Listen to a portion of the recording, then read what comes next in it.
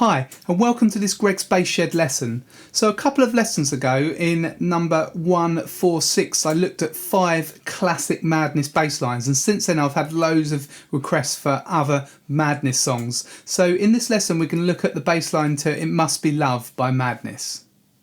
In true Madness style, this bass line's full of really great ska techniques and it's really fun to play, and the bass line's very accessible as well. So in this lesson I'm going to break down the bass line and show you how to play each section. But if you want to see me playing through the whole bass line with the original song, then look at my next video, which is video 149.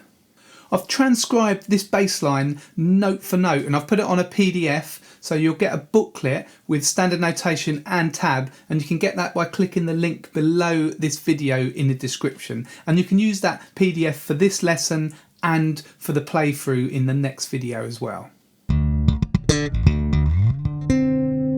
The song starts with a 4-bar intro and bass isn't in there at all, so you've got that, and then it's into verse 1. Now you don't play for another 4 bars in verse 1, okay? Now the interesting thing about this verse is that it has a swing feel to it, so the 8th notes are swung, okay? Now I'll explain what that means. When the bass comes in bar 5 of the verse, it's got this line.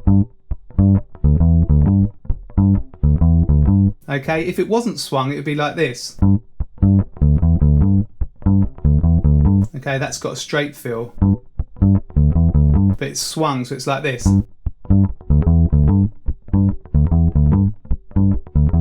Okay, so that's written the same way, but if you look on the PDF it will just say swing feel. Okay, so we've just got G and then D and E. Okay, so we play G, start with your first finger on the G, and you can play D with your first finger, and then E with either your third or your fourth finger on the 7th fret of the A string. So play it in this position.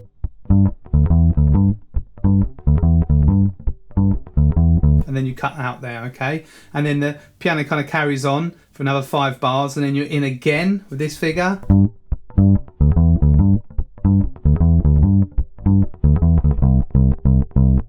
Okay, you've got C, C, C, C, D. Now these are triplets, you can hear this.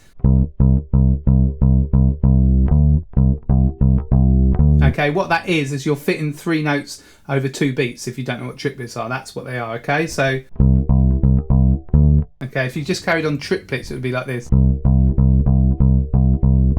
Okay, you're kind of just getting used to that feel of that. Okay, so just try this. So this is the last 4 bars of verse 1. Try that with me. 3, 4.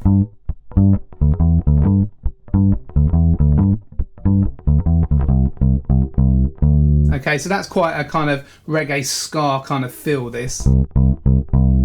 Okay, and then when we get into the pre-chorus, we've got 8 bars pre-chorus. Now this is back into a straight feel for the rest of the song. So when you play the 8th notes, you play them straight, not swung. Okay? So the chord sequence to this pre-chorus is a bar of E minor, a bar of A7, a bar of D minor, a bar of E7, a bar of A minor, and then we've got A minor over G, so you play the G. When you've got this is called a slash chord, okay? You've got A minor over G, you always play the second note. And then you've got A minor over F sharp, so you're going to play the F sharp. And then you've got a little triplet run again with the keyboard, okay? So it's mostly root notes, but it's got a really nice kind of old school ska reggae feel to this. Okay, we've got on the E, start the 7th fret of the A string. Okay. So apart from the first bar, the next 3 bars you don't play on beat 1. So 1, 2, 3, 4, 1. 1, 1. Okay, so and you've just got root notes apart from that last G, which is the 3rd. Okay, so 1, 2, 3, 4, 1, 2, 3, 4, 1, 2, 3, 4, 1, 2, 3, 4, 1, 2, 3, 4. Okay, and hold those notes, the last note of each bar on for the full bar length.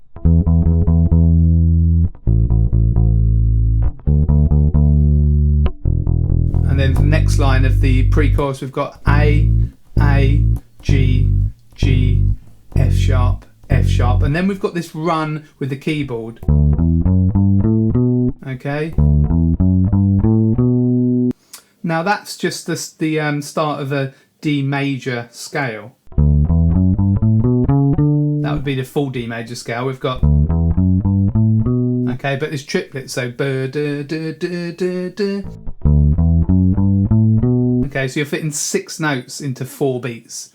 Now when you're playing this whole song, you really need to kind of play with a laid back feel. This is kind of really common for ska and reggae, so you don't drag, but you're kind of playing with a kind of nice plodding feel on the back of the beat, kind of really relaxed. But when you play that run with the keyboard or the piano, then that needs to be in front of the beat, because the piano is kind of playing that sort of in front. So you kind of pick it up there a little bit. Okay, so for the whole pre-chorus, really laid back.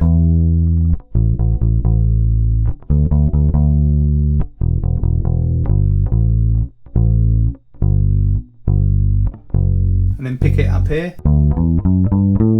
Okay, so make sure that you're kind of playing exactly the same as the piano there. If you're enjoying this video, make sure that you're subscribed to my channel. I'm trying to get to 10,000 subscribers, so you can subscribe with the red button, and also click the notification bell so you'll get notified of all of my new lessons as soon as they come out.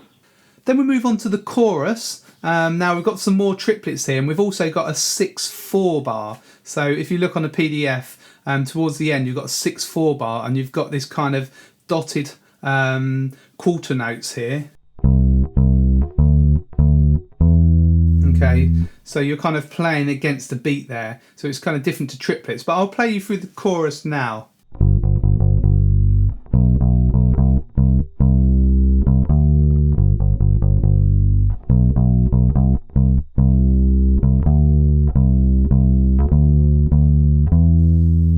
Back into 4/4, so there's a whole bar of 6/4, and also what's quite important, there's one short note when you're playing these kind of 2-bar patterns, so that one, do do do. Listen again. It kind of really makes that rhythm to me if you're playing that note short. Okay, so you've just got kind of G's, B, C, C, D. Okay, so you need to G on the 3rd fret of the E string, B 2nd fret of the A string, C 3rd fret of the A string, and then D. Okay, and right at the end you go up to E. Okay, so this is the 2-bar pattern at the beginning of the chorus. 3, 4.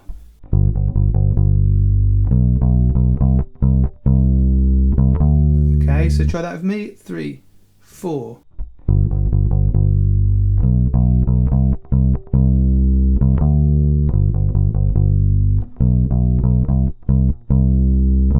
And if you didn't know this song, that would just sound again like a classic kind of reggae ska type bass line. Then we have verse 2, and if you remember, we didn't play for the first 4 bars of verse 1. So it just is just A minor, bar of A minor, bar of G, 2 bars of A minor, and then a bar of G, a sort of bar and a half of G with a D on the end, and then the same again, a bar and a half of G with a D on the end. So that's kind of 8 bars, and then you just repeat those 8 bars again. So we start A, C, A,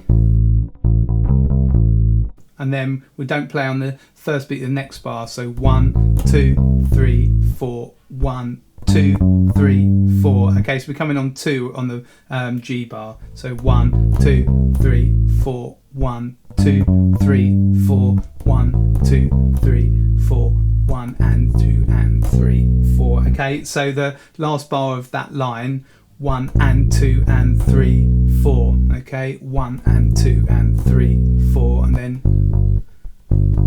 1. Okay, 1, 2, 3, 4, 1 and 2 and 3, 4, 1, 2, 3, 4, 1 and 2 and 3, 4. All right, and then we've got the same thing repeated again. So we're going to try the first 8 bars of that verse 2 with me slowly. 3, 4. 1, 2, 3, 4, 1, 2, 3, 4, 1, 2, 3, 4, 1 and 2 and 3, 4, 1, 2, 3, 4, 1 and 2 and 3, 4, 1, 2, 3, 4, 1 and 2 and 3, 4. Okay, So just make sure that you kind of count through that, but really slowly. Just break it down and play it very slowly until you're really happy with what the rhythm is. And you can always try and clap the rhythm first of all as well. So this is the beginning of verse 2, 3, 4, 1, 2, 3, 4, 1, 2, 3, 4, 1, 2, 3, 4, 1, 2, 3, 4. Okay, so it doesn't matter what you do first. Maybe clap the rhythm to a metronome, and then work out the notes and then put it together if you're struggling. Okay, and then the pre-chorus next, which we've covered, that's the same, and then the chorus, that's the same, and then we've got the sax solo, and we've got a really nice bass line here. I really like it. We've got these arpeggios.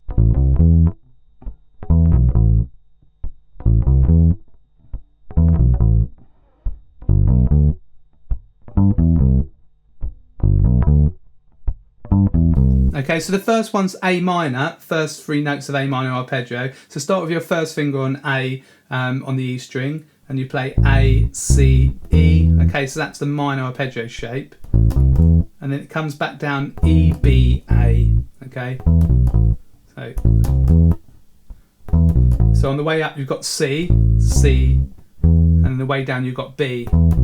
Okay, I play that 4, 3, 1. Okay, so 1, 4, 3, 4, 3, 1. Okay, or you could play it 1, 4, 3, 3, 3, 1. So you kind of jump with your third finger, whatever you prefer, and then you've got 1, 2, 3, 4, 1, 2, 3, 4, 1, 2, 3, 4, 1, 2, 3, 4. Then we move to G arpeggio.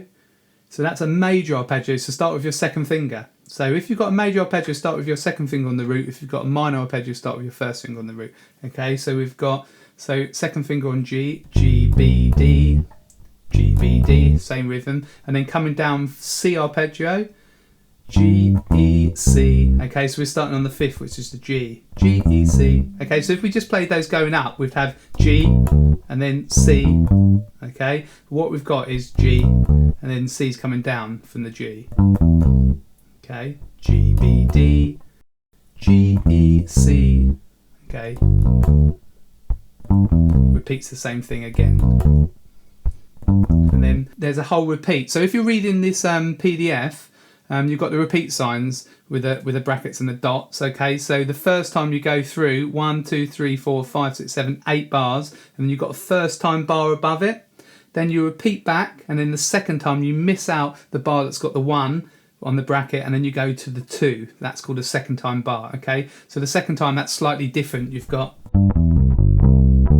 that different bar. So that's how the kind of PDF works. Okay, so I'll just play through the sax solo. Try that with me. We'll try it a little bit slower. 3, 4.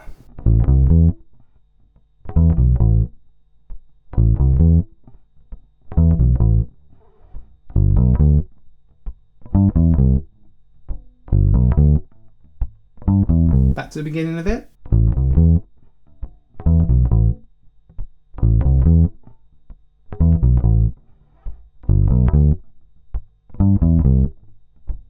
And then the second time bar.